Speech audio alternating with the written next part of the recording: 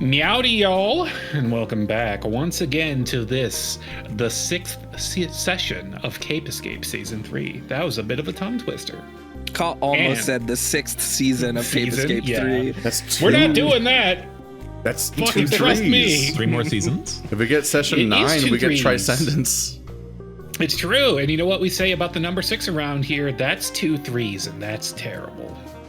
So let's go right ahead and We do get say started. that. I just said that. And catch up with our dream team after their successful capture of the rogue AI in Bobby Drinkwater's phone that briefly trapped everyone in VR chat and made Bobby fucking ripped. Yeah, that's a thing that happened. Why didn't the rest of us get ripped? That's a good question. I don't think you tried hard enough. Yeah. Because Keaton didn't make us delusional. Yeah. Keaton should charge people for that service. Like, To make them like think they're ripped. Yeah, like how, how that's a hypnotist. There's a business Yeah. line. You just Exactly. fixed his Do entire the, like like- ego and self-image overnight. you Yeah. don't smoke cigarettes anymore. Actually, you're really confident and attractive. Like, you could just like, that'll be 27 Bitcoin, please. Like, there you go. The I think there's something in your applications are contract vast. about that. So tonight we're gonna open on Sonny. Let's get him out here. Sonny. There he is. I have too many characters that begin with S. How does this keep happening to me? We open tonight on Sonny, finally getting a chance to retire for the night and read his own fard, as provided to him by Mr. Bitch last week. Now, Reggie, what tasty goodies have we prepared as a midnight snack for our sleepless savior to nosh upon as he reads?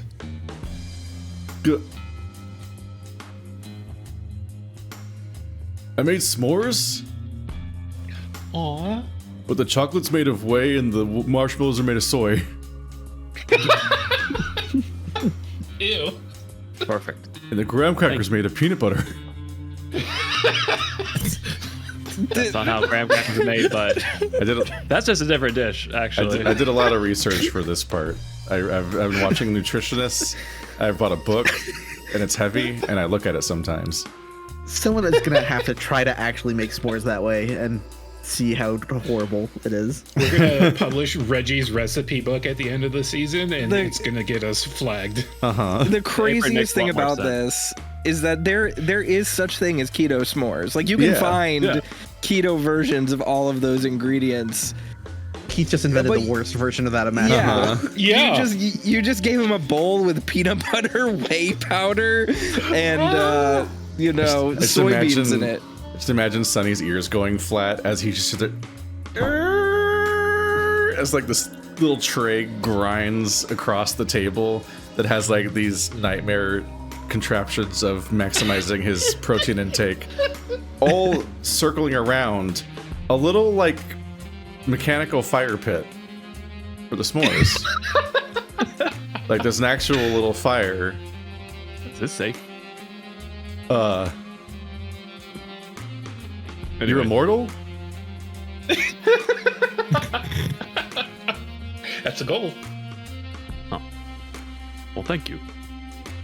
Yeah, man, it's no problem. Yeah, anytime you want, I'm here all the time.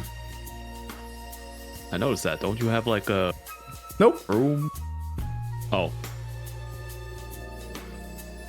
I mean, unless You you're could just- offering. I'll see you later. okay.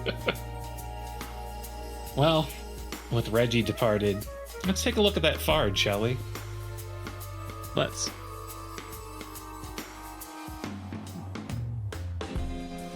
Hey, I drew that. You do that. Wait.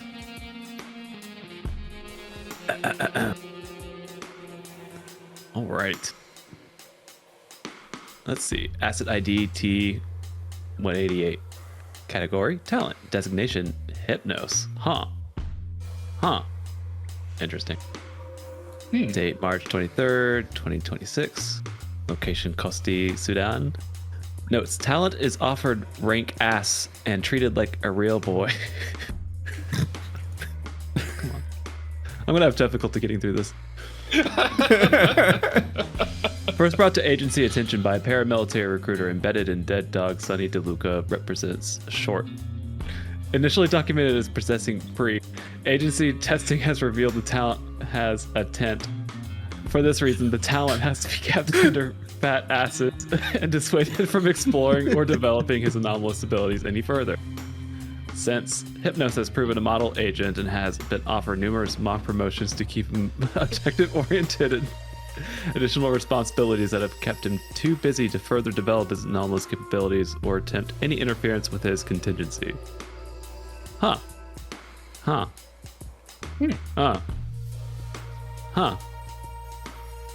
Due to the nature of Hypnos' capabilities, his men are especially suited to loose ends, and he's quickly become popular fig amongst other agents, unaware of his sus ass. Because of this, agency counterintelligence has made use of both mundane and rumor-mongering protocols, as well as the Lilliputian device to curb his popularity to avoid any risk of undue workplace solidarity or camaraderie. Are they making me small? What the fuck? What the fuck? You're always small, right? Mock promotions is insane. Nevertheless, the talent's head has repeatedly used for marking he's just a handsome man. Hypnos is ass, kept under watch by his recruiter under guarantee of his mother's safety as a contingency. Standard men. We're just standard men. We're just standard men. That's a lot. Talent That's is a to be lot of offered stuff. rank ass is a wild. Huh. Huh. Huh. Ah! Oh, Hey, Bus, what you got there? how long you been there? Don't stick up on Just a me. minute. It's a little bit of light reading. Is that a fart? No. He just like tucks it away. Whose is it? Come on. Look, it's late. Shouldn't you be getting bed? Hanging out with your friend there? I really got to talk to you about a thing that happened during our last mission. Really got to talk to you without the others around. That bad. I don't know what to make of it. I don't understand it. What do you know about the blue? As far as I'm aware, blue bad. And that's all I need to know. Well, some of our team seems kind of intimate with the blue.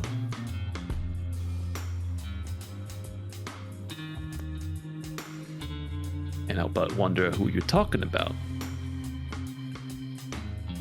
So, you remember when we were in the hallway and figuring out to take the shortcut upstairs? Yeah. Well, we didn't just stand around. Darnock, used some power and took us to see some blue space thing. And it had things to say about Keaton. I don't know what's going on. I think Sonny at this point is still just sitting at the table. He just leans forward, stapling his fingers, and just looks at the file that he's got. Looks around.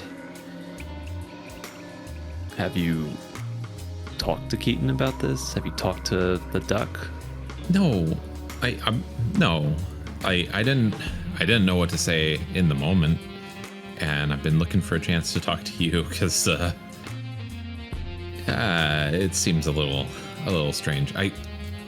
Here, and he hands over his iPod. I recorded the memories of the event just in case. But No. Keaton didn't seem to know what was going on. or know that we were going there, but the thing we encountered said that she was gonna set free which the vault keeps most secure. I think we need to stop that. Look, all I know is there is something fishy going on. Haven't quite been able to put my finger on just what, but can't be unrelated. We've got all these higher ups coming in, we've got backup, just points up at the ceiling. This isn't normal. Especially not for rookies like you. Kind of oblivious at the moment. The ceiling's not normal. Skylight. Oh, the thing in the sky.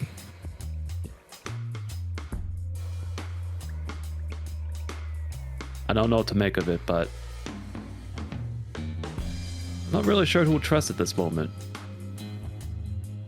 He just stands up. But I know I can count on you. Keaton's, I think I got her head in the right mindset. The other two, at this point, I trust them more than whatever else has been going on. I don't know what to make of they're it. not trying to kill us. No, not yet. I don't think they would, though.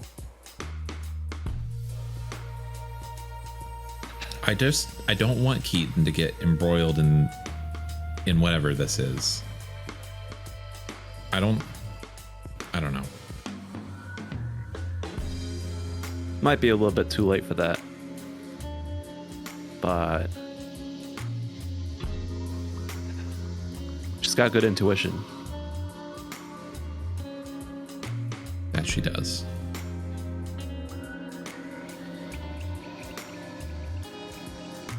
Try to think, What? like, Jax as a player, like, this is an interesting juxtaposition because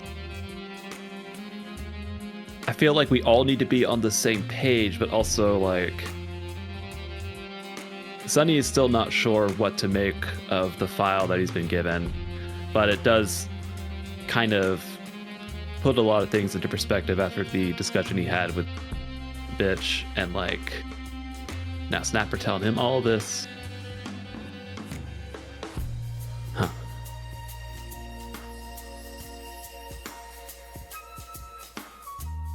Let me take a look at this.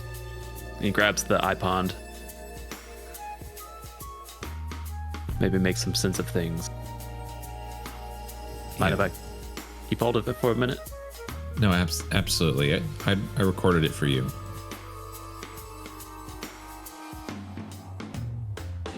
Small? He just hands up part of that. Snapper sniffs it. Are you sure this is a s'more? That's what Reggie said. Oh. Oh. They're good, right? I think it's gone bad. Does s'more spoil? Oh, but it's fun with me. He's just stuffing his face with one. Oh yeah. The driest meal anyone has ever eaten. Water. It's got like just a milk jug, gallon of water on the table. The most terrifying thing here is that Reggie knows exactly what to make Sonny. Just let me know what you need from me, boss. Obviously the mission comes first, but I want to make sure our team's a success too.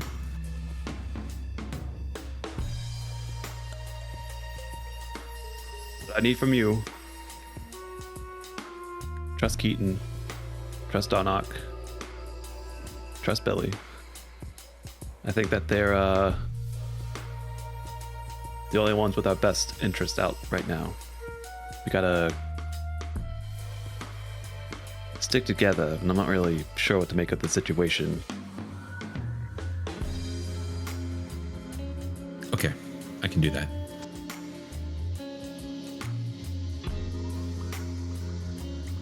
Y'all have such covert conversations in a room that someone else works. You think Reggie's just over there listening to all this? You look over and like Reggie has like really fuzzy headphones on, and he's like, "Fuck off, eyeball! You don't do." It's spreading.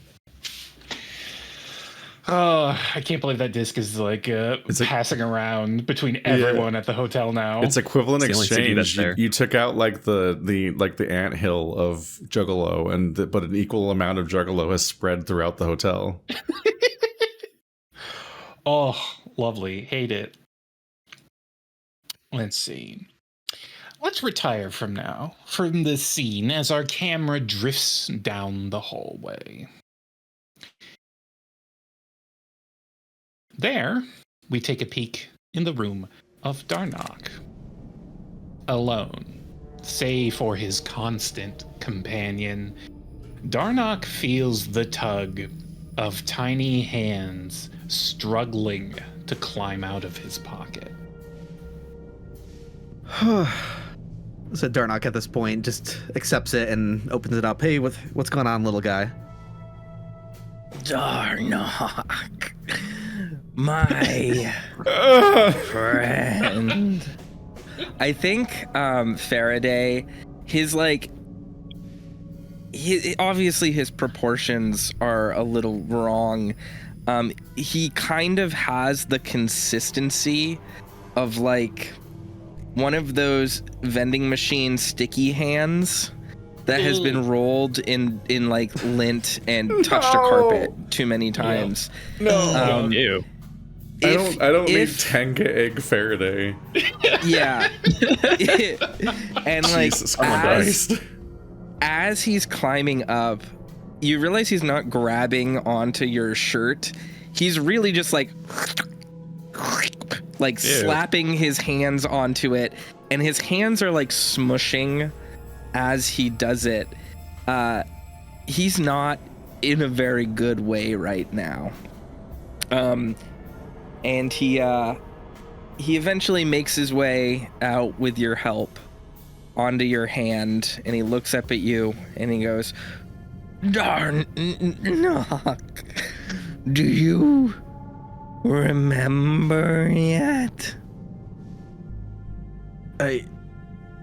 Some things are starting to come back. Is there more you can help me with? Darnock, my boy, you should have known by now. You should remember Conrad. I think upon hearing that, Darnock just gets like chills throughout his whole body. It is just like, Jesus Christ, what does that mean? It all comes from you, Darnock. Even me. Don't you remember, good man, how science led us to the other side? The lights in Cape... I think something. At this point, Darnock just interrupts. What about you? Are you going to be okay? Darnock, what about me? I'm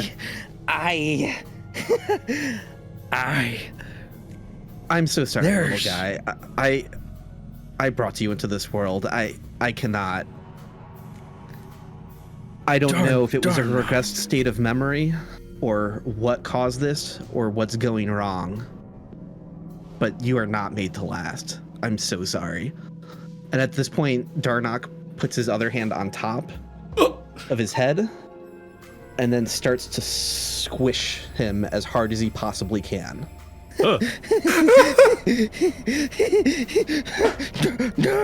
Darn. And the harder I squeeze, like I feel some resistance in my palm, but it starts to feel like putty, just morphing into a tighter and tighter ball. And as Darnock keeps squeezing, eventually he feels nothing. I think even as Faraday slowly compresses into this putty, into this moldable form, Darnock can feel that heat in his hands, and it's gaining more heat as he does it, like Play-Doh being kind of molded. And he begins to realize that this voice was not coming from Faraday. It was in his head. And the last thing he hears before that warmth, that life in between his palms slowly disappears is just, "My good man, you're blue too."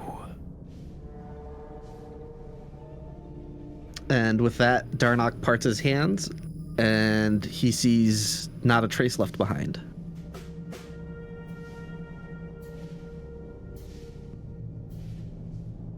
Well, good going, Darnock.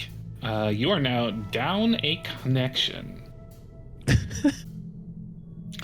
But, thankfully, you have other prospective connections waiting in the wings, such as Miss Keaton arriving at your doorstep.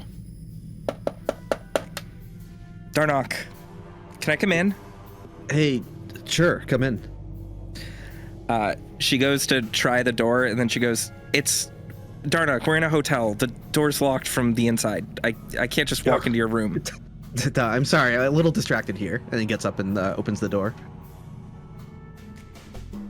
He's gonna wash his hands first, or No. Is everything okay? You look kind of, am I like interrupting?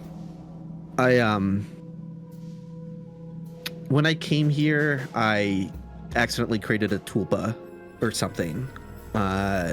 He's dead now. Is there like a body that we need to... I'm sorry, I'm not like up to speed on whatever your whole situation is. Actually, you know what? Let's just drop this. I'm actually here about your entire situation. Yeah. What would you like to discuss? I don't really... How do I say this? Like 2, maybe 3 or 4 days ago, I kind of came off really hard on you because I didn't trust you. And I'm sorry, it's just business. But we went through some shit together, and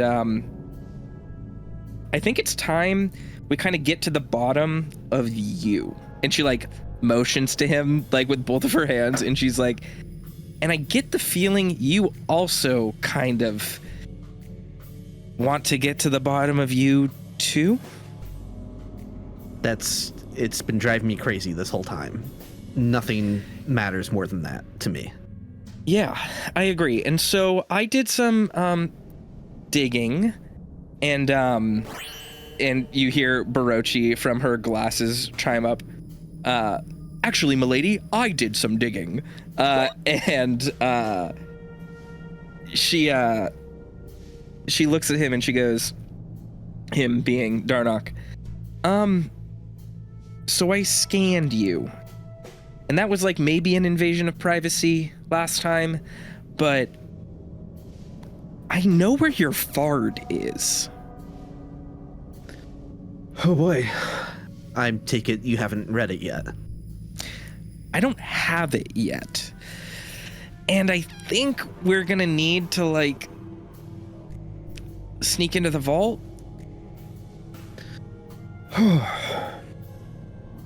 If you think we can sneak in and out unnoticed, I'm down. That's not the worst part. The worst part is I think we're gonna need Billy's help to do it. You're right. That would be the easiest solution. You know, it's starting to reach the point where It's really tricky. I'm of two mindsets on this. One is that whatever we learn about me could be a problem for everyone, and I'm terrified. I'm scared shitless, to be perfectly honest. The other aspect of this is that just being transparent with people and letting them know that there's something we have to figure out here, that them knowing what's going on too could be the best for the entire group. Darnock, we all have secrets, and everything about us in this entire situation is turbo fucked. So, I'm gonna be honest with you, man. I'm less concerned about whatever the hell is going on with you, and more with what's going on here. Oh, what's going on here doesn't make any goddamn sense at all. There are forces within the agency that might want me to double cross the agency, and I do not know what to make of that yet.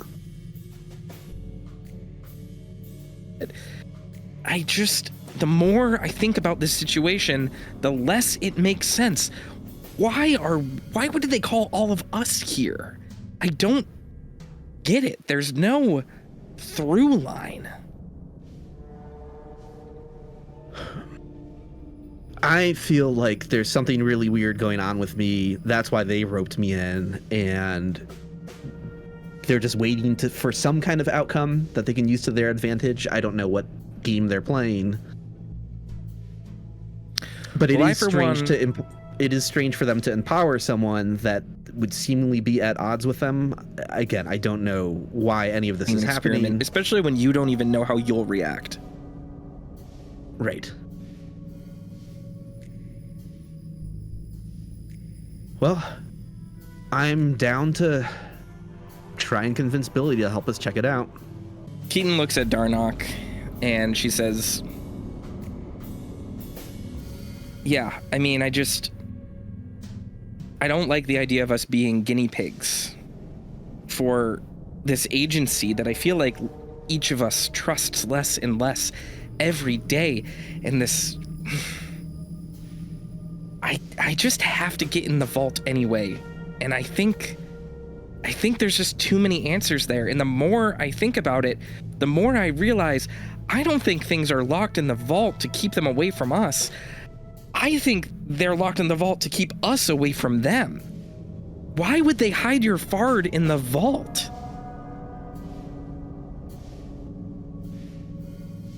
Based on the few conversations I've had with Miss Potatoes, this is starting to add up. I don't trust her. The weird thing is, I have had the pleasure of talking to Jen on multiple occasions now, and it's not that I don't trust her. I trust her very much. I trust her to lie to us a lot. And there is something she is hiding. And I don't know if she's an enemy or if there's some other enemy out there, but we just have to take it into our own hands. I think we're flying blind. And I think the only way we can do it is if we rope the doorman into letting us get into the vault. Okay. I'm down. Let's do it. All right. Let's fuck up a groundhog if we have to. And then she turns around and opens the door. All right. So, where do we want to look to find Billy? I mean, I think Keaton is going to immediately autopilot to the front desk.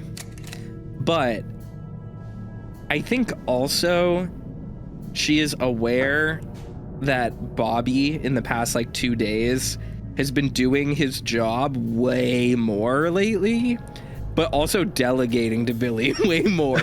So there is probably a strong chance that instead of finding Billy, she finds Bobby, and then she has to ask Bobby where Billy is. That's where her mind is going.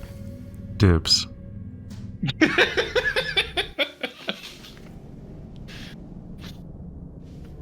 Well, here you find him, the possum of the hour, with nary a phone in sight. drinking actual water from a glass. Look at him. Finally living up to his name.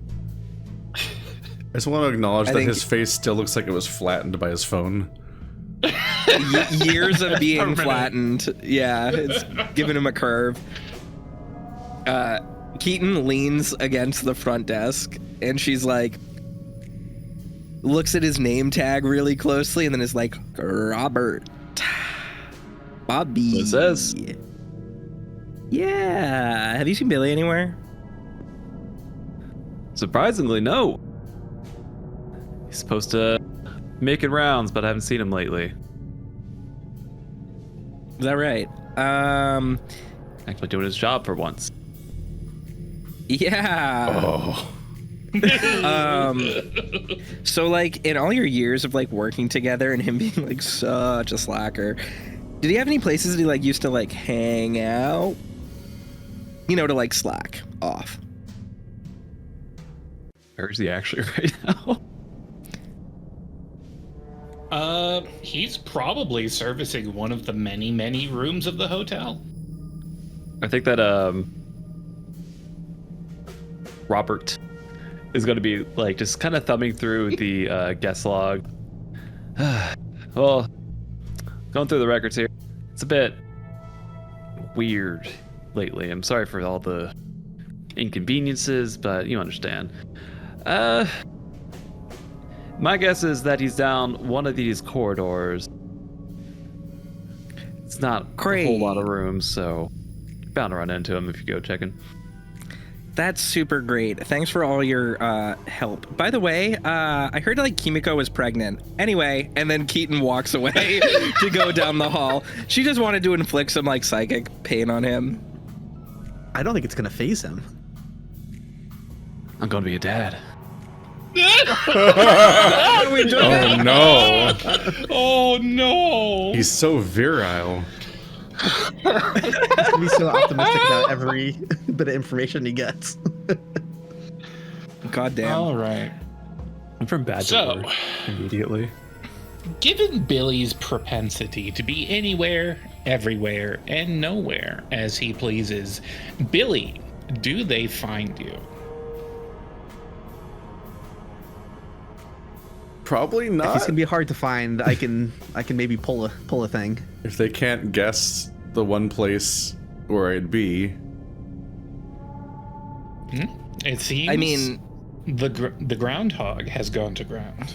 Which I don't think they have the information because they weren't in that scene. we wouldn't have any information about like the penthouse or anything. I think the one place that Keaton would check is like, do you think he's hanging out with the Juggalo again? I don't know.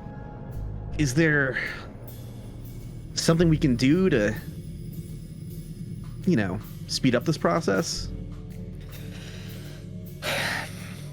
You've Kind of seen like my glancing down at his blue tie as he says that.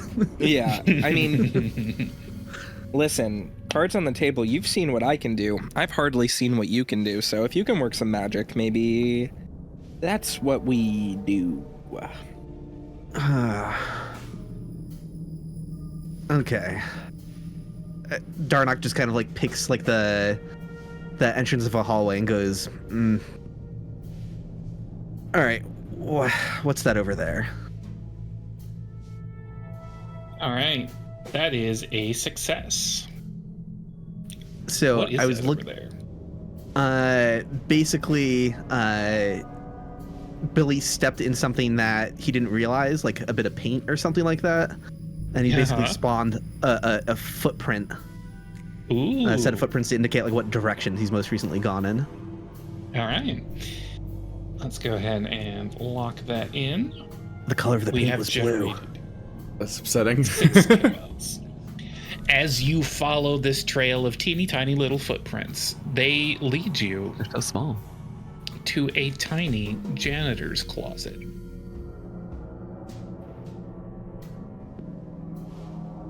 There's no way he's in there. I just suddenly opened the door. Indeed, there is no Billy in there. though you have seen him use doors to go to places those doors do not go before.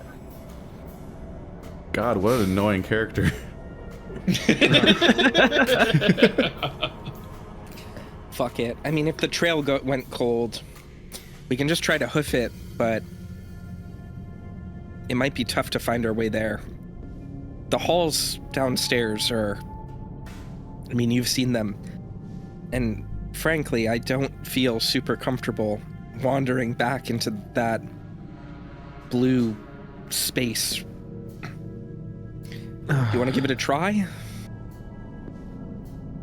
Well, do you mean tempting the fate with dream walking to Billy?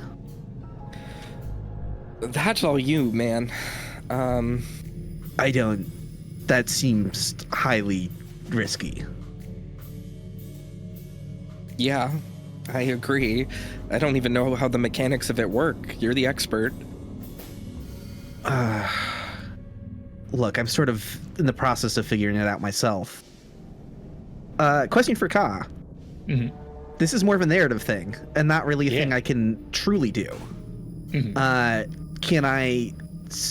How should this play out mechanically, attempting to do that? Should I try to screenwrite an attempt to dream walk, or should I roll on a certain ability that you think would be most appropriate? I think let's see. You'll definitely use a QA for that. Let me see which one would be most appropriate. I think persistence would be good for that. Persistence? Now, I believe Keaton was indicating that you use this passage to go to the vault itself. Would you prefer to do that, or prefer to use it to go to wherever Billy is?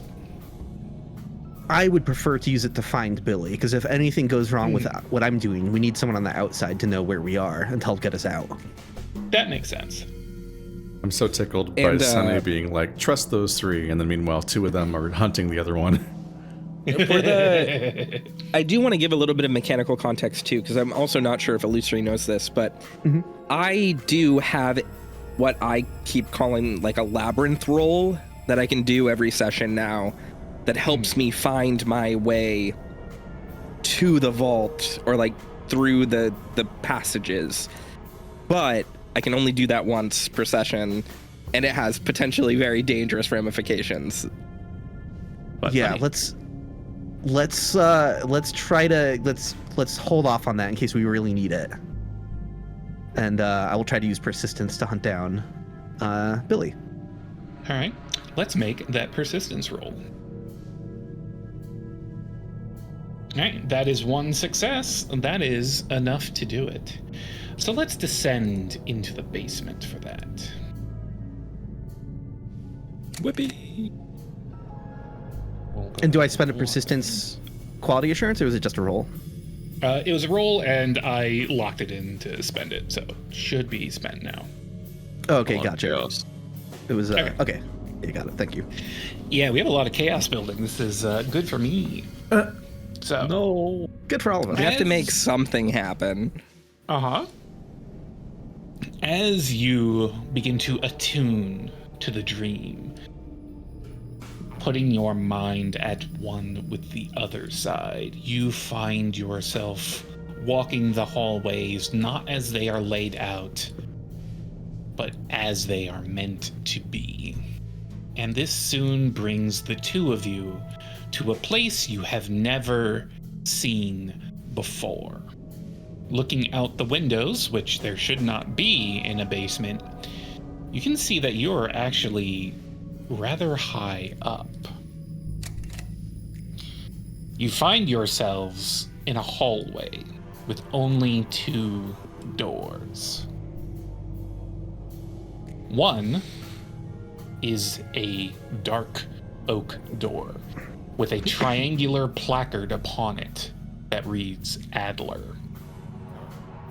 The other is a striking yellow door with the letters King carved into it in thick gouges. Between the two, you you see Billy.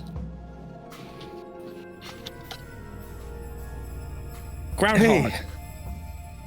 Billy, it's good to see you. Oh, you shouldn't be here. I kind of figured that. We might need your help getting somewhere where we're not really supposed to be. Darnock, we... Can anyone else... God, my head hurts. Groundhog, let's make a deal.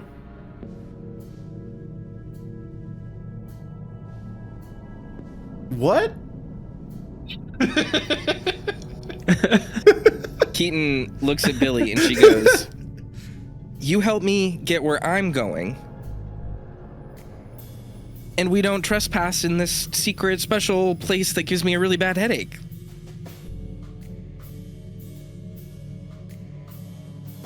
I feel like you're getting hit by that one of those like anti-loitering sirens. This seems like a self-moderating problem.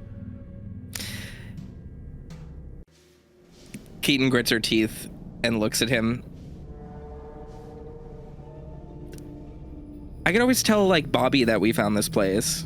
I'm sure he'd love to hear about that.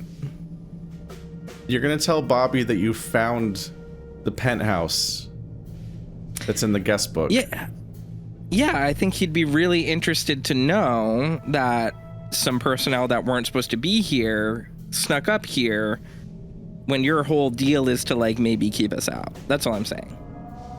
I'm saying it would look really good, and you wouldn't be at, like, risk of being fired and, like, losing all of your benefits or whatever.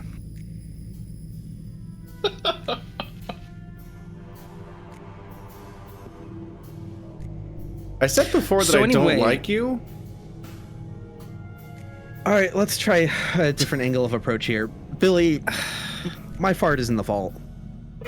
I need to know what's in I it. had to say that. Please, we know you have ways of getting in and out of places, and you seem to have a really good control over it, in a way where when I kind of wander around, it seems like a really tenuous grasp on reality that could end very poorly. We could really use your help getting in and out of the vault to see why my fart is hidden in there and what my whole deal is. Can you help us? I don't know what they're doing in there, but I feel like that's a very bad idea to ever go in there ever again.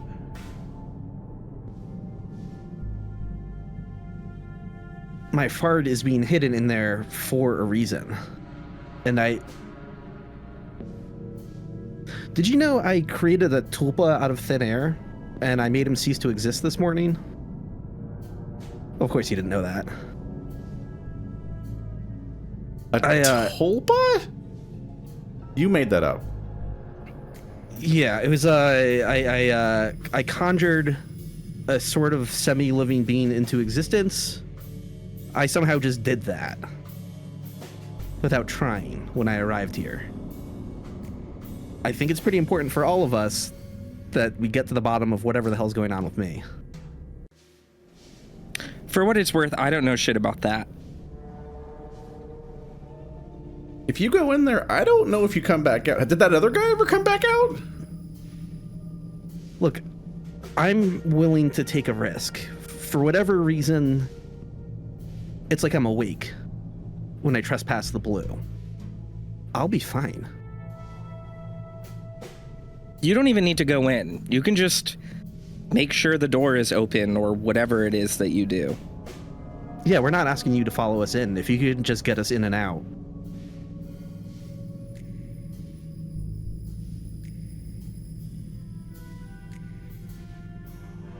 I feel like Noodle might have revealed himself. Based on you what was just being have Noodle discussed. on your a bit. person? Yeah, I told you that. Oh, hell yeah, let's get him out If I'm here. at the penthouse right now. You can have a new tulpa. Well, Noodle.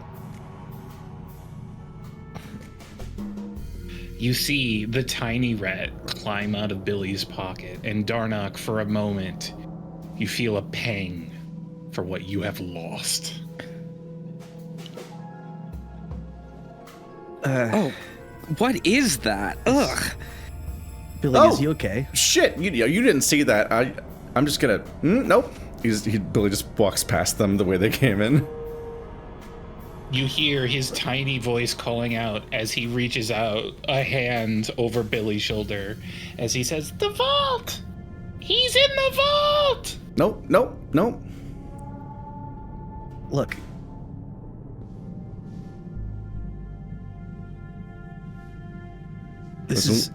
We can't do this right now. Just keep walking. Wait, did I click I know a shortcut? God damn it. Wrong power. We'll delete that one. Fuck. Use the real one. All right. You rolled a success. Let's see. Is that limited to one person? Just keep walking. When you give someone directions, are fleeing from a pursuer, or know where someone is going, you may attempt to trap them in a maze or endless hallway. Tie a knot and roll persistence, which you have. You have trapped them in a complex, repeating path of your own design. They cannot exit until you make another roll. For each additional 3, you can trap another target. Would you like to spend a QA to make that 2 targets? Yes. Yes. And then we'll lock that in, generating 4 more delicious chaos for me to snack upon. This is a nightmare. Keaton and Darnock, you see the hallway stretch out into infinity before you, before suddenly branching left, right, up and down in descending and ascending staircases that begin to twist and bend before you. You don't think you're going to be able to catch up with Billy. Damn it. I guess there's no convincing them. He just made this a lot harder. Yep.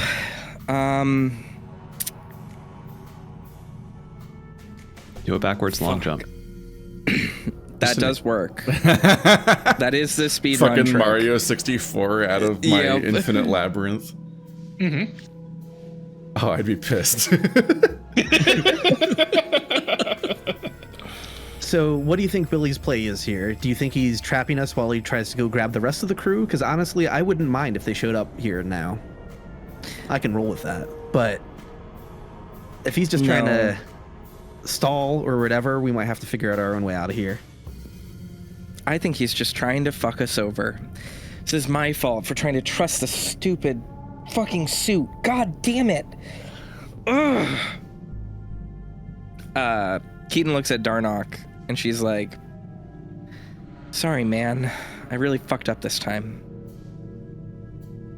It's okay. I'm driven to wanting to know the same damn thing. I've waited all campaign to use this ability. This is a nasty one. It'll get you. As those two wander the infinite labyrinth of Billy's own design, we next set our signs upon Billy. You now stand between those 2 penthouse doors on the highest floor of the Smoky Oak Lodge. You've never actually been inside Mr. King's abode, but that's not relevant now, is it? You're here for Mr. Adler, aren't you? Yep. Sorry. I'll see you at the next meeting. Noodle, that was half of the people you're not supposed to be seen by. Noodle climbs back up onto your shoulder and then just puts his hands on his hips indignantly. I can be seen by whoever I want to be seen by. You can die. Okay, you raise a valid point. And he just crawls back into your pocket. I swear he I doesn't like it have. when he's on my hat. I swear he doesn't have object permanence. Billy just returns to the fucking food cart he was using as a cover, and he approaches Mr. Adler's door and does that that fucking that dad fake knock you do where you knock but then you immediately open the door. The door Room creaks service. open slowly, ominously, and in bellhop school they teach you that's considered an invitation. Room service. We have your order, Mr. Adler. Inside the walls of this penthouse you've delivered to so many times but never set foot in yourself, you find the sparse furnishings surprisingly large and spread apart, as if making accommodations for rather bulky occupants. The sound of a shower hisses through the air, but in the other direction you can see out on the balcony the coyote you normally drop off terrifying amounts of unseasoned chicken thighs to is relaxing on a cheap-looking lawn chair, beer in hand, as he stares up at the hole in the sky. That hole slowly beginning to wink shut as the first rays of dawn encroach upon it. It looks like this coyote's shift is just about over. He's dressed a bit nicer than you usually see. By what metric? Usually it's a towel, I guess. Oh, you're fully clothed. What a change of pace. I didn't order anything. What was that, sir? I said I didn't order anything. Why are you here? He hasn't looked away from the fucked up sky, I guess. Oh, breakfast service? You sure? Are you sure? Maybe it was your housemate? Mercifully, got this. the hole in the sky is now fully closed, relieving the coyote of his forlorn duty. He turns around. Cut the bullshit or this is gonna get ugly. Sir, no, okay, I don't know how to talk around this. The tiny man in my pocket called you the thrice promised, and I don't know what to do with that. And there's been a lot going on. Maybe you know more than I do? Where the hell did you hear that from? I think it's time for Noodle to answer. The tiny rat crawls out of Billy's pocket once more and points up at Jet as he shrieks, "The fern! It was in your fern!"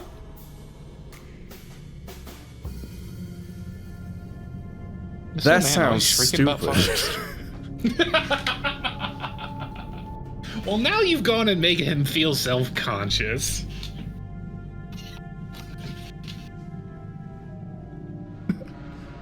Aren't fards for anomalies? I don't understand what's happening here. That's what he is! The Jet steps closer, and the too many eyes open up that he may have not fully processed before. I agree. I'm just a regular guy. Okay, if you say so. Billy, we should go. No, actually, before you leave. Today is my anniversary. I'm trying to make today special, if you know what I mean. So I'm gonna need a lot of room service today, actually. Like, what kind? I'm gonna need a room to ourselves.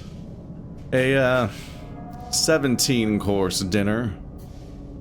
Candles. And privacy. I can see what Reggie can whip up, but, there's been a lot happening right now.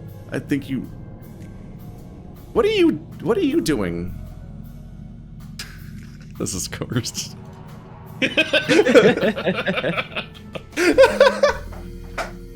Never make yourself roleplay across from yourself. This is actually a horrible idea. He's doing what he has been tasked with. He is observing the whole. Huh. Can't just out a man for hole watching. Huh. I'm The gonna directors think it's very important. be honest, kind of pissed. Mr. Bueller said that this was going to be a vacation for me. I asked to be nowhere near any of this bullshit. And then he tells me to watch the fucking sky.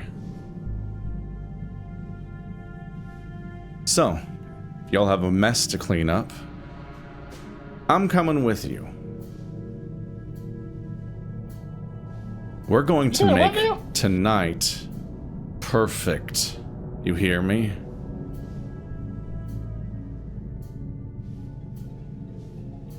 I think As that's he says that, Billy, you hear a tremendous lumbering creak in the bathroom behind you. what the fuck was that? Whatever that was, we'll have to find out another time as we cut away from this scene. Oh.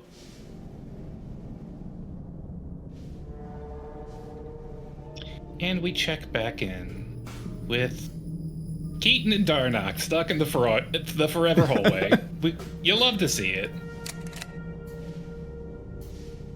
Professional hole watcher. It's got a nice ring Keaton to looks it. at her new phone and is like, "Oh, I got Wi-Fi again. Perfect."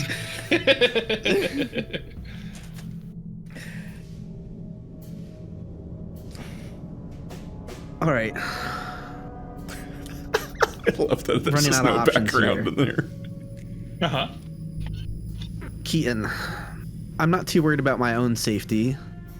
And given how easily you followed me into the blue before, I think you're going to be okay too. Do you trust me to get us into the vault the same way I just got us here?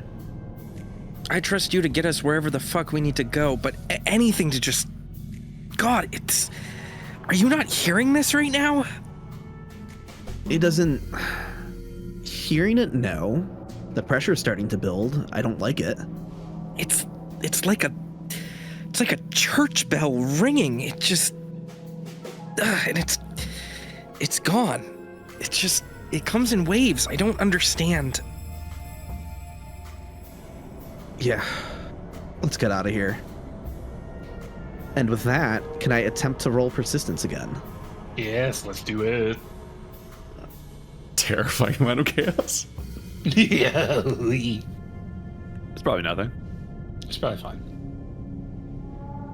All right. Two That successes. is 2 successes. Excellent. We don't actually have any benefit for additional successes, but it does generate less chaos. Cool. So we'll I'll just go pretend ahead like and that was lock needed in. to get Keaton to dreamwalk Yeah. with me. Sure. Together, the two of you begin to walk the walk of dreams once more, making your way through these labyrinthine halls and away, back out where you came from, and even further afield to the entrance of the vault. Oh, hi, Mark. I think when like Keaton opens her eyes, or at least comes to, I feel like this is a very psychedelic experience for her. She looks down at Mark and she goes, "Do you think he ever like leaves or takes a break?" Nah, he's always here, to my understanding.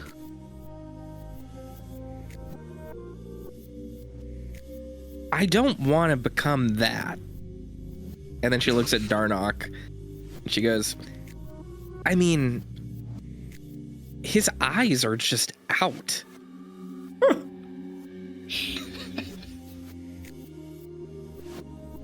Yeah, I hear that. That seems like that would be a little distressing. He doesn't seem to mind it though.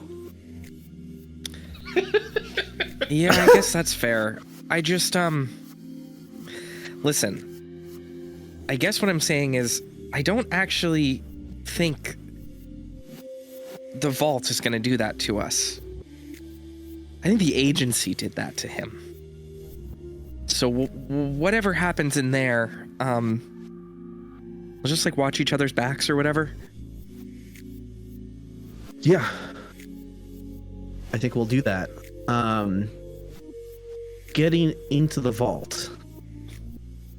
I mean, as far as opening the vault goes, we are able to just open it with our key cards. Mm-hmm. It's what happens when we walk inside that Keaton is concerned about. Well, let's find out. You also know just how where that and when to goes. find Billy in the near future because of the mandatory meetings. Yeah. It's gonna be awkward. Together, Darnock and Keaton begin to make their way through the halls of blue beyond Mark's watchful vigil. Turns out, no matter what form a lock takes, it can be pretty easily be bypassed by a man that can produce any form of key. Together, with Darnock's resourcefulness and Keaton's map, very colorful cartoon scroll of a map, it looks like they're making steady progress through the impossible tangle of shimmering blue tunnels that make up the vault. Eventually, you find your way to a storage chamber. One that houses both fards in a filing cabinet and a seemingly endless array of strangely agitated eyes locked away in individual transparent cases, their gaze boring into you with untold longing.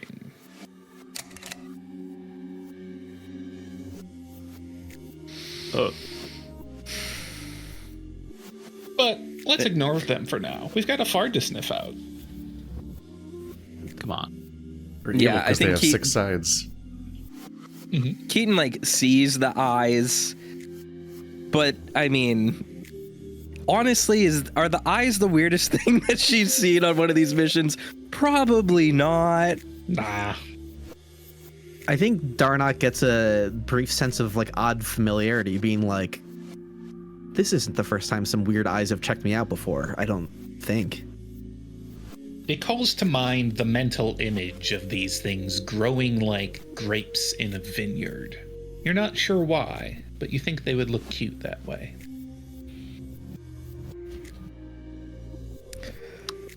That's upsetting.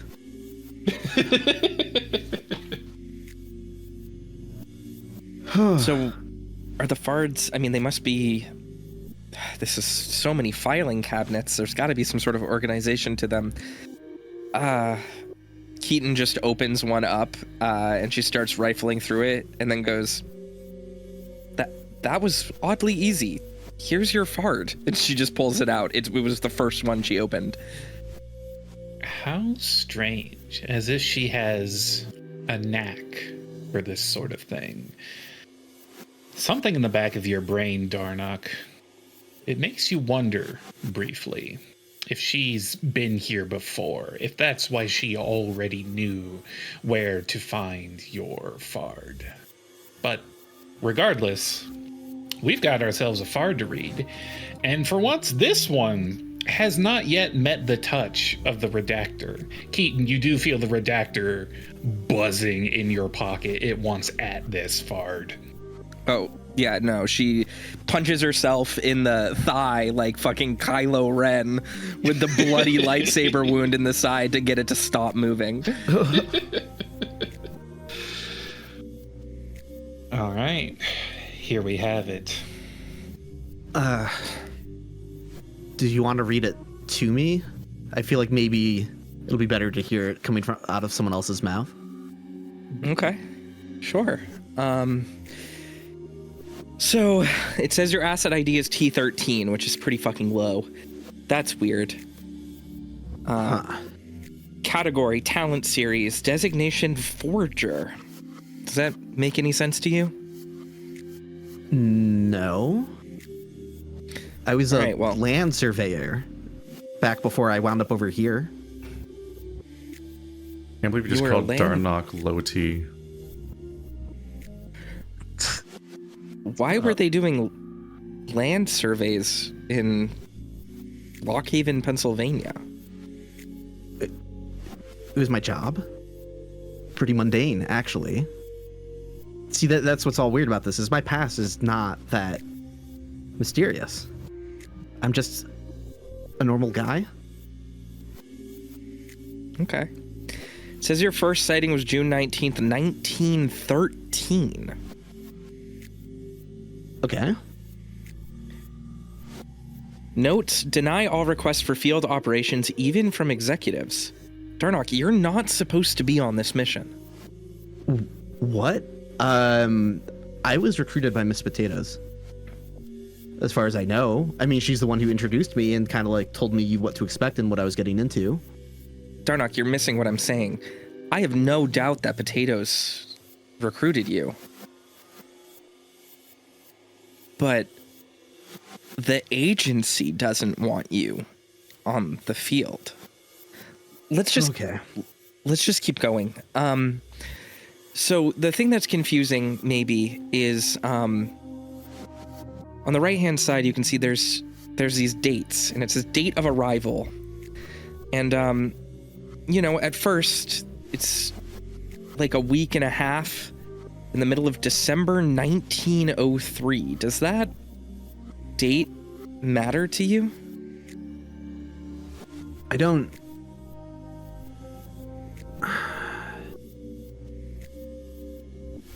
It feels close to... These dates are confusing because they predate the first sighting in 1913. And they start to trickle up fast. I mean, I'm assuming this is maybe the number of times you were seen. January 2nd, 21. January 15th, 34. February 5th, 55. I mean, Darnock, it goes all the way up to... It goes into the future. It's May 10th, 2109, 75,025. I don't know if there's anything we can glean from this, but I don't want to upset you, but are you sure you're the only you? I don't... No. I'm not sure. Okay. Well, all right, let's read. One of the earliest anomaly series on record. Instances of the Forger have been documented as early as 1903, with the first known appearance being discovered fused inside a stack of timber at a lumber yard in Lockhaven, Pennsylvania. Since then, nearly 24 copies of the Forger have been recovered over the years throughout the continental United States and occasionally dredged up from the oceans that border it, typically in seemingly impossible arrangements, partially phased into surfaces, or have fallen from great heights. What the hell? Yeah, Physically, keep going, sorry. It's fine. This is a lot to take in. Physically, the Forgers resemble identical amnesiac ducks with no memory of historical events before Delta. The few Forgers that have survived into captivity have displayed executive-level anomalous capabilities surrounding the creation and shaping of matter to duplicate objects, creatures, and even people. Both these creations, as well as the Forgers themselves, appear to degrade in quality and stability over time, eventually becoming inert. Because of this, it is theorized that the Forgers themselves are a manifestation of this same origin. Using a predictive model based on the first 100 years of observed appearances, a trend emerges following the Fibonacci sequence that shows tapering frequency, but increased clustering of geolocation. The Forgers are arriving less frequently, but with greater accuracy. At time of writing, the last appearance was documented in 1982, with the next one predicted to arrive in late 2030. Their site of convergence has been authorized for the construction of a Class 5 vault, which currently houses the inert remains of the Forgers that have been acquired thus far?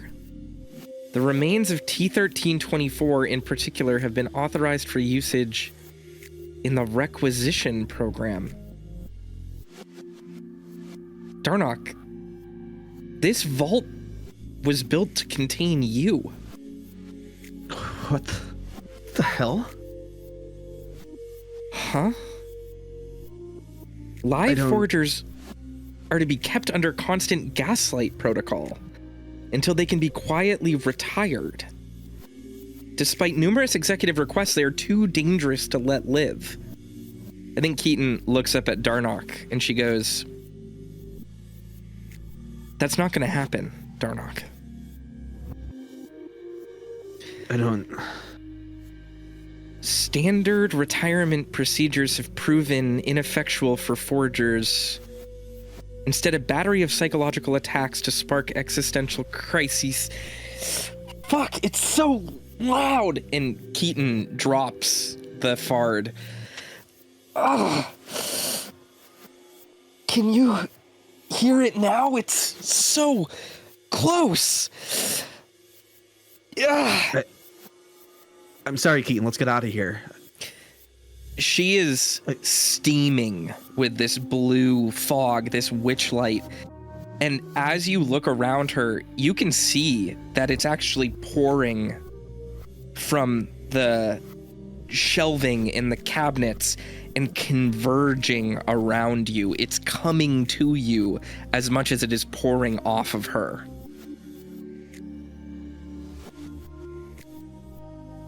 I don't...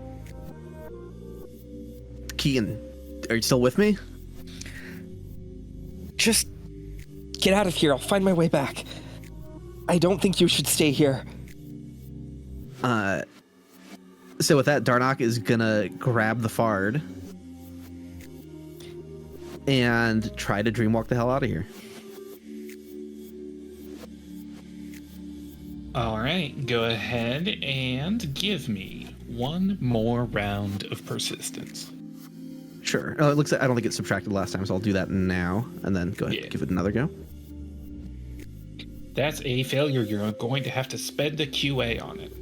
I will spend another. So I would be down to 0 persistence now, right? Because 1 for attempting and 1 Yep. for spending it to fix it. You are down to 0. Cool.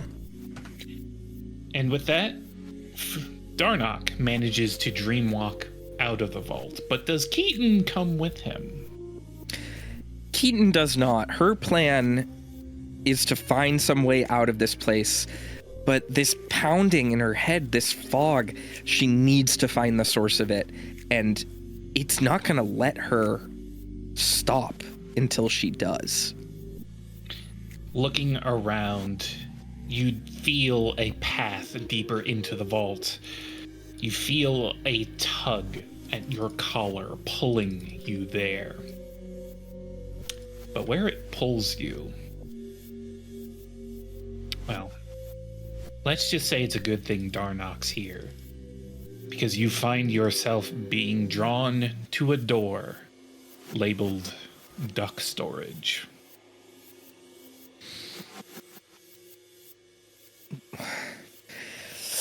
She grabs the handle and she goes to open it and step inside.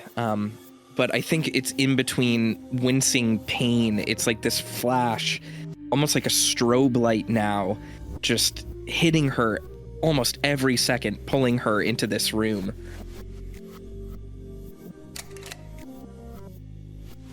Inside, you see nearly 24 inert Darnocks, their faces locked in death masks, bodies in various states of disarray, many of them jutting from objects that have been interred here with them in this avian ossuary. One of them appears to be nailed to an angled metal slab, a serrated blade positioned just above his midsection, below which his body appears to have been split in half. But lacking any gore or viscera, he appears to simply be made of indiscernible white fluff inside, which appears to be slowly but steadily regrowing. A chute stands beneath this arrangement, collecting whatever pieces are dislodged. Yeah, I think Keaton kind of goes up to it and she's looking at it, she's trying to understand. I mean, she's read this far, she saw all of what it was saying. It's very clear to her that either whoever is running the agency or whoever is running this location, this place is a trap. And she knows two things. The first thing is that none of the field agents here seem to be in on it. And the second thing she knows is that whatever Potatoes was planning was not what the agency was planning.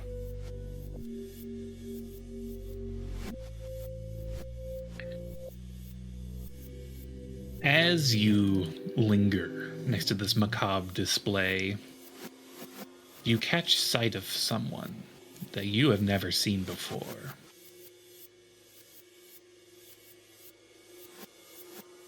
Let's see. There he is. I think Keaton wheels around, seeing this person kind of hover in the corner of her eye. She looks at it. Who the fuck are you?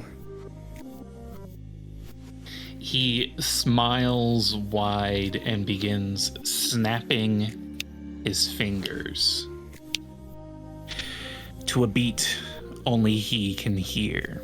And instead of answering you, he begins to leave, as if beckoning you to follow deeper into the vault.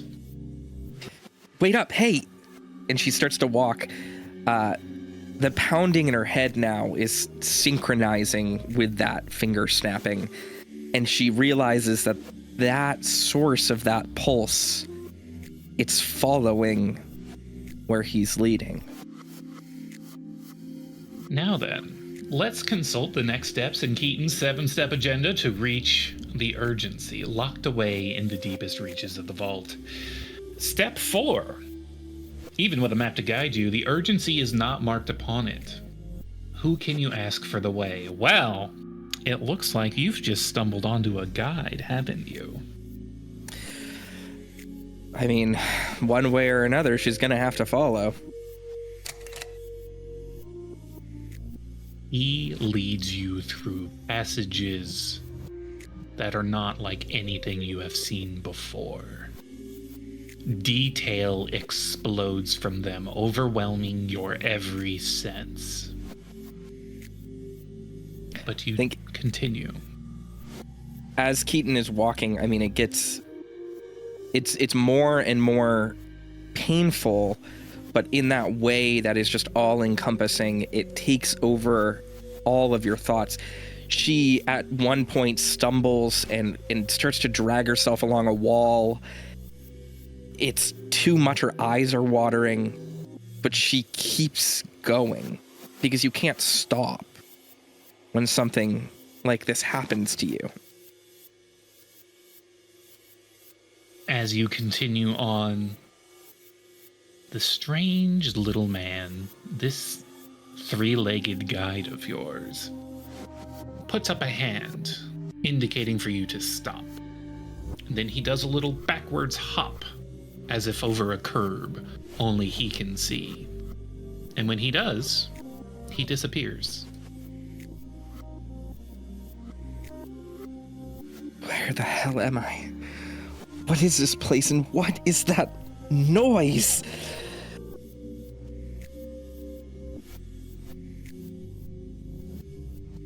Step 5. Within the vault, something blocks your path and foils your attempt to reach the urgency. You have reached the speed bump. Not following the little man's lead, you fall prey to a trap laid out by the architects of this vault.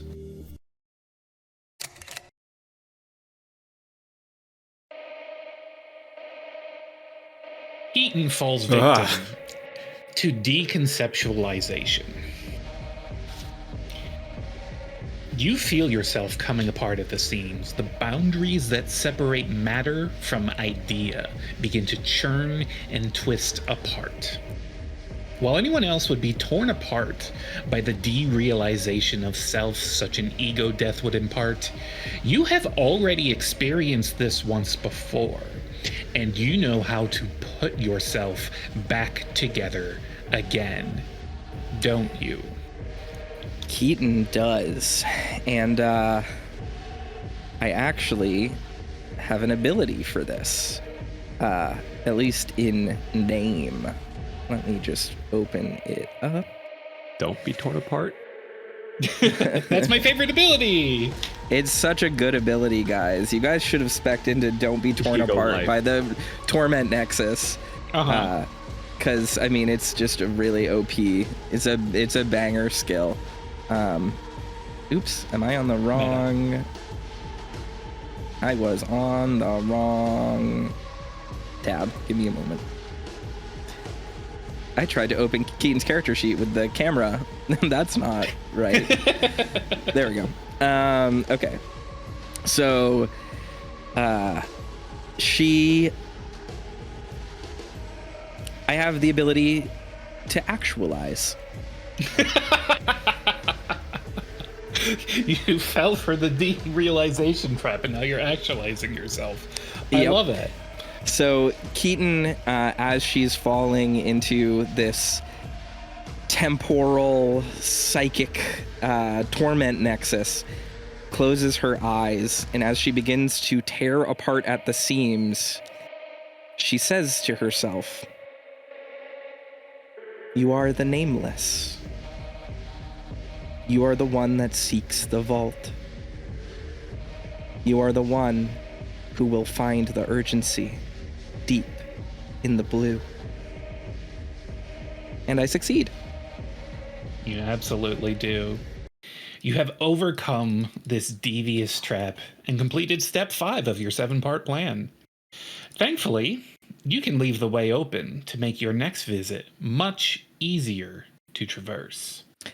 I think that is what happens. I think what happens is Keaton actualizes and realizes kind of who and where she fits into this. But as she opens her eyes, she is no longer in the vault. The vault is in the hallway behind her. She has walked out of her own will and has opened a door just back into the conference room, where I assume everyone else is already waiting. Well, I wouldn't say everyone is here just yet. Darnock, are you here awaiting Keaton's return from the vault? Yes. Yep. And I run over and give her a quick hug. Oh, I didn't, yeah, Did we miss sure. something? Sorry, I'm happy you're okay. Yeah, I'm sorry, I'm in my own head a little bit. And she So looks in up. your head, in fact, you are just now realizing that in addition to you and Darnock, there's a third person in this room. Oh, Oh shit. Someone who's not supposed to be here. Whole lot of that going around. hey, Jen. You break bad at an unexpected pace, Black Stag. Ugh, are you even surprised, like, a little bit? This is all your fault. She cracks a very slight, almost indiscernible smile that you wouldn't realize unless you were besties with her, but you are, so it's cool. And she says, "It is a good thing. We do not have long." Yeah, so we read Darnock's file, and I guess, we're finally up to speed with everything you've been wanting us to find, I think. Look, you save me much time then. Now, if you will, she outstretches a hand, Meet me with the Oracle. Lead the way, boss lady. And she takes her hand. As you take her hand, she takes the glasses. They're all yours. Oh. She puts them on and is greeted by a very shaky Barochi that says, not his usual greeting. He does not say, "Milady." He says, "Your Majesty." Is she wearing And- these over the sunglasses? She is. It's very disconcerting. It's not a great look, but she's somehow pulling it off. She's just got that much riz. Keaton side eyes Darnock, and she's like, "He's such a kiss ass." Orochi trembling like a chihuahua. Yeah.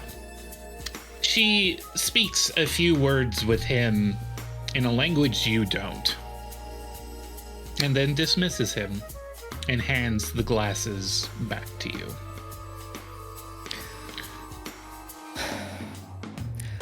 I'm hoping I collected all the data you asked for.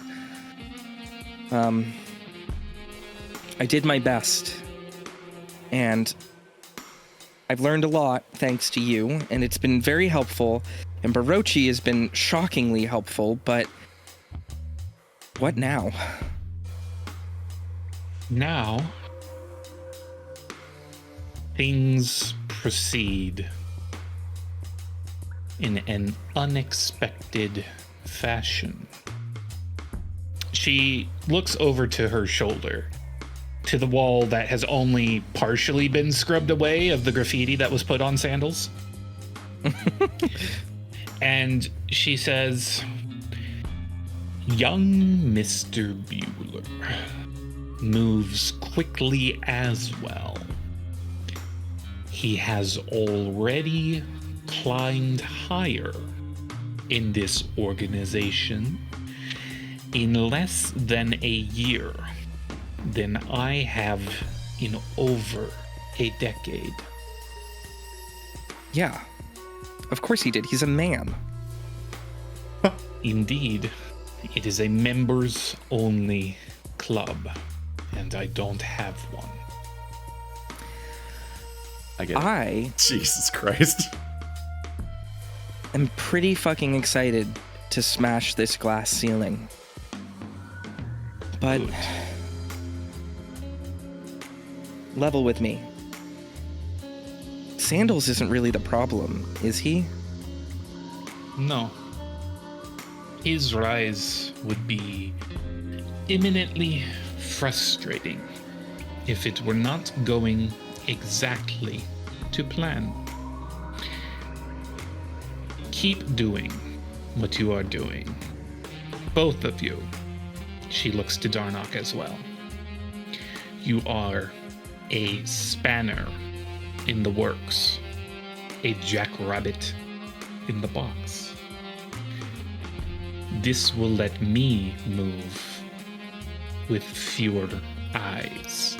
And for the first time in all of the time you've known her, her accent is starting to slip out more and more. Normally, she is so directed and pointed with her speech in a way that does not sound normal, but does sound unaccented. But now you are hearing it. You are hearing more legitimacy, more realness out of Miss Potatoes than you have ever before. One last thing, Jen. I found the way and I left the door open. I don't know how much longer it will take, but I can hear it calling me all the time now. It pulls me. It's like a scream in the back of my head. We're close. I can feel it. She places a hand on your shoulder, her fingers like ice even through your shirt. but somehow it's still reassuring. You have done me the greatest favor of all. And she looks towards the vault and begins walking into it. We will not meet again. Keaton nods and then walks to the hallway that she entered and just very politely closes the door behind her so that no one can watch her enter the vault. One more thing, she half shouts through the door to ensure that you hear her dramatic final words. Suffer no fools. And with that, she departs, crossing over into the vault, a retirement of her own choosing. Oh. Huh. God, she's so cool. If that's your takeaway. I don't know if we should have done that or what the implications of that are. We've got a lot to process. Keaton's in like simultaneously like a much more relieved mood, but it's very clear that she's very pissed off right now from what happened to her while you were gone. And she just goes, "What the fuck are we supposed to even do, Darnock? This is a shit show." Yeah, it is. Tell me about it. Hey, just one last thing. If you start feeling, I don't know, like your head's full of cotton, say something. I will. The good news is my head is starting to feel clearer than ever. All right, well, let's get to it, I guess. Fuck, what time is it? It's Sandals o'clock, as it turns out, with the rest of our dream team arriving just in time for Sandals' weekly briefing to commence. I like the as Billy walks in, definitely Darnock and Keaton are just staring daggers. Keaton rolls up her fucking sleeves. She's ready to tussle. Oh, did you get lost? She smiles we at found him. our way out just fine. Just fine.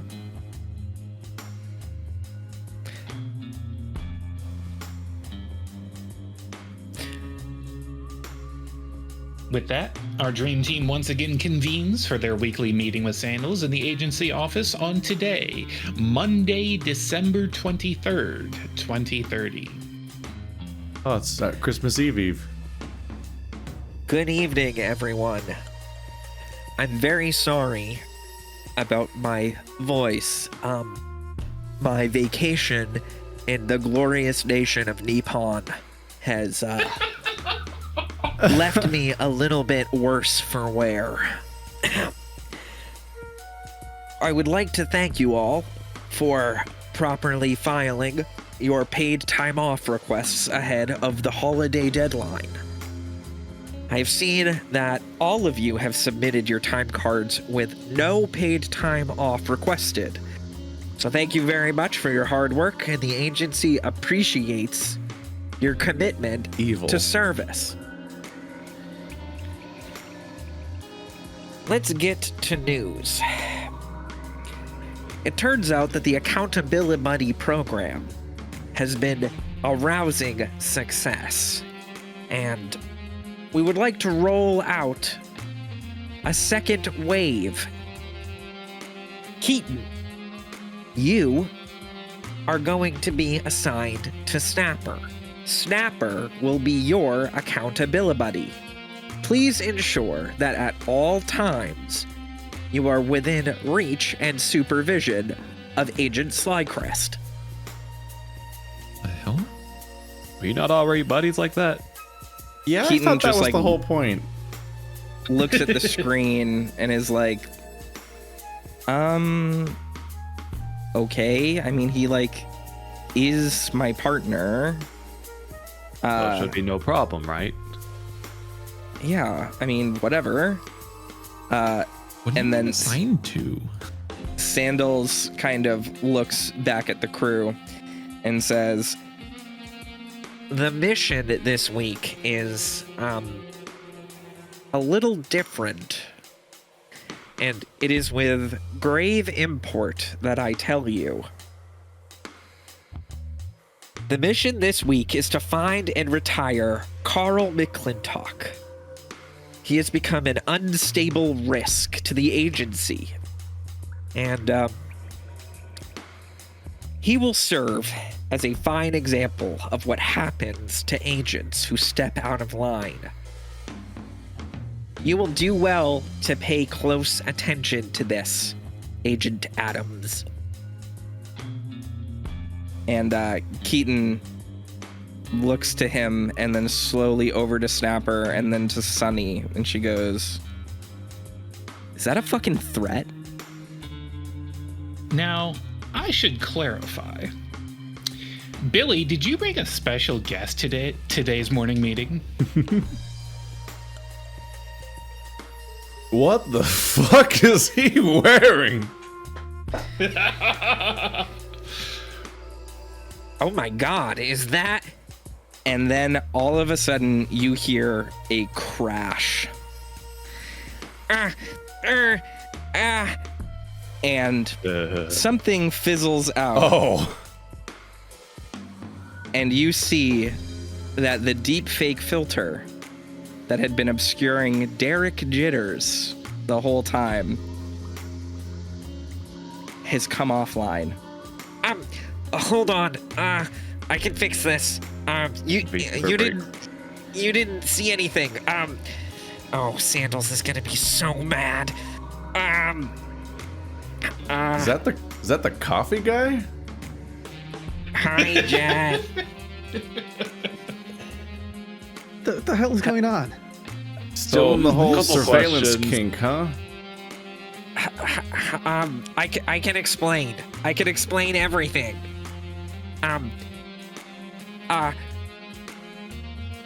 So Sandals is on vacation in Japan. Well, he brought me along, but he said that his AI could do all of the notes, and that he was taking some time off, and so hi. Couple questions. First off, who is this? He just points to Jet. That's Jet. Great. Who is Jet? Jet Why is Adler, he in special this- privileges. That can get you anywhere. Just like... Okay, second question. Is that a thing? If I may interject, it actually is a thing. Mr. Adler has higher clearance than all of you, and in fact, he technically is your commanding officer, as he is the highest ranked individual at this branch. Wait. How? I guess I'm the kind of important that doesn't have to work. No, Mr. I got that. This is Mr. the first time I'm Adler, seeing you. Mr. Adler, I I was under the prefer impression not to work. you were supposed to be on administrative leave. Did you work this out with Sandals ahead of time? He's gonna be quite shocked to find you out and about. Well, apparently I was put on administrative leave in the most fucked up place on Earth again. So I'd very much like to speak with him. Well, currently he is doing a nature hike on Mount Osso with his heterosexual life friend, Maven. I didn't believe a single word in that entire sentence. Well, I do have. Hold on, let me look at my notes. So, yes, it does say here that if any requisition requests were to come from one Jet Adler or Melvin Man Adler, to approve them at any time. So, technically, you do have the run of the place, sir. Wait, Melvin's here too? He can't fit through the door. Of course you know each other. That is not surprising. I have heard that he has taken great care of his physique in these past 12 months.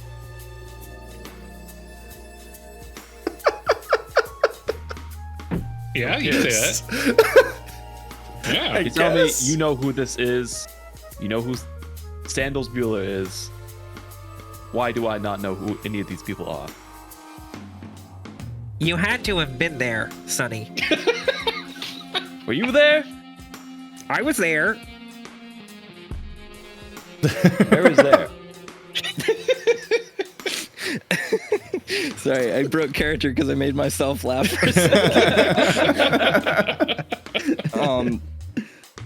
Son, are you telling me this is the weirdest thing you've seen in this place? And Jet just opens the rest of his eyes.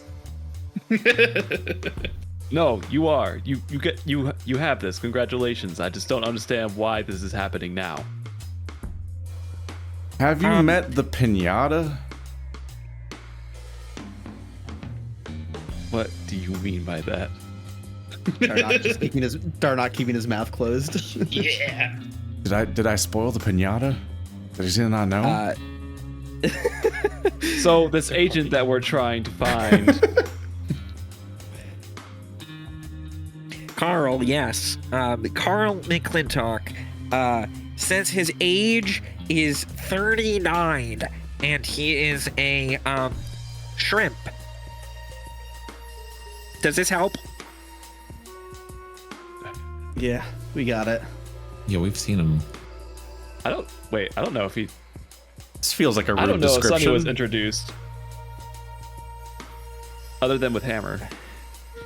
I mean, you saw him, so Yeah. that would fit the description. You were No, that hammered tracks. by a shrimp. It says here that the Carl is quite dangerous. It says he was recruited from a CIA wet ops team. And oh, I don't know if I can say this out loud, but it's quite grisly. Anyway, good luck. Please don't tell anyone that that you saw me, and Mr. Adler, it was wonderful to see you, and I hope best wishes. Happy anniversary, I believe. Is the rabbit there? He was more of a people person. Goose? He unfortunately can't travel. He is too at big for an home. airline seat. He is at home with Mikey.